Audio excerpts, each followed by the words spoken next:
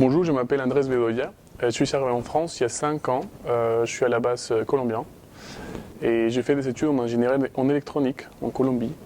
Et aujourd'hui, je suis chargé de mission en innovation et facilitation au sein du ministère du Travail. Moi, mon projet, c'était avec l'entreprise Valeo. Nous avons reçu un brief comme quoi il fallait remonter l'expérience de la conduite semi-autonome pour les conducteurs. Et les choses qu'on a découvertes, c'était que la plupart des gens utilisaient leur téléphone chaque fois qu'il y avait un feu rouge.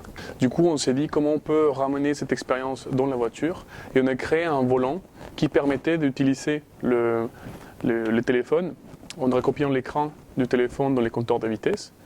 Et donc pendant que la voiture était en mode autonome, tu pouvais utiliser ton téléphone. Et pendant que la voiture était en mode manuel, c'est-à-dire que c'était toi qui avais le contrôle sur la voiture, les compteurs de vitesse devenaient quelque chose qui te permettait d'avoir des informations sur la route ou bien la vitesse ou d'autres. Ce qui m'a poussé à faire la MET 310, c'est que pendant mes études d'ingénierie en électronique, j'ai pensé souvent à la place de l'humain dans les produits que j'ai concevés. Et aussi, je me suis engagé dans des choses, des associations, de la partie politique, mais toujours il y avait un axe qui était partagé, c'est celle de l'intérêt pour les bien-être des bénéficiaires, des gens, des utilisateurs. Et du coup, en cherchant comment mieux concevoir des produits, des services, pour que ça soit vraiment utile pour les gens, j'ai trouvé la formation de Design Thinking, les programmes MET 310, et j'ai candidaté, et c'est ça qui m'a poussé à aller vers. Aujourd'hui, en tant que chargé de mission d'innovation et facilitation au sein du ministère du Travail, j'utilise pas le Design Thinking comme, avec tous les parties qu'on a appris dans les programmes MET 310, mais j'utilise les principes. C'est-à-dire que, comme je suis dans un travail dans lequel le langage est assez important, les gens ne veulent pas utiliser des mots en anglais déjà, mais c'est vrai que les principes de centrer sur l'utilisateur, maintenant on appelle ça centrer sur les bénéficiaires. Le fait de dire prototypage, on appelle ça en itération en cycle court. Et le fait d'implémenter, faire l'implémentation, le storytelling et tout ça, on utilise la présentation classique, on parle de présenter les projets et tout ça, avec les principes qu'on a appris dans les programmes de MET 310.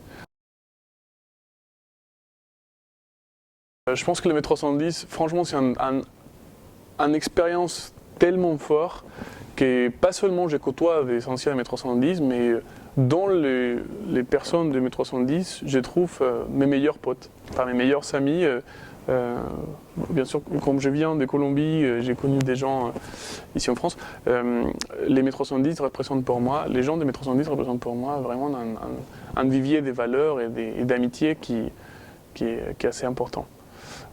Et après, tous les gens des autres générations des MET 310 sont des gens qui partagent des valeurs. Déjà, le fait de comprendre dans les tripes qu'est-ce que ça veut dire de concevoir centré sur l'usager, c'est quelque chose qui nous unit de manière très forte. Parce que c'est très difficile, les gens le font pas, les comprennent pas, et c'est une revendication, je dirais même, qu'on partage avec des collègues, et qu'on essaye de faire bouger les lignes vers une société qui est plus attentive pour qui on conçoit les choses. Pour moi, l'innovation, c'est quelque chose qui a été là depuis toujours.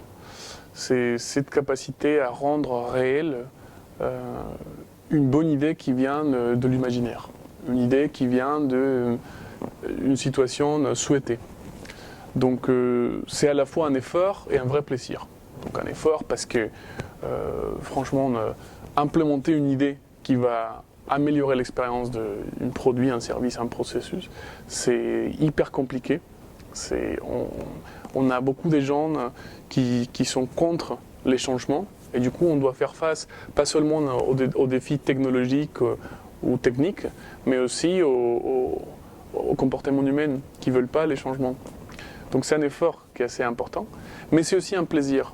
Le fait de voir dans le yeux des gens les bonheurs de retrouver une solution à quelque chose qui a été un problème pendant plusieurs années, ou même voire toute la vie, ça n'a pas de prix. Et du coup, ces plaisirs qu'on voit parfois juste dans les tests, quand on va délivrer notre projet, bah, c'est pour moi aussi ça l'innovation. Donc un effort et un plaisir à améliorer la vie des gens.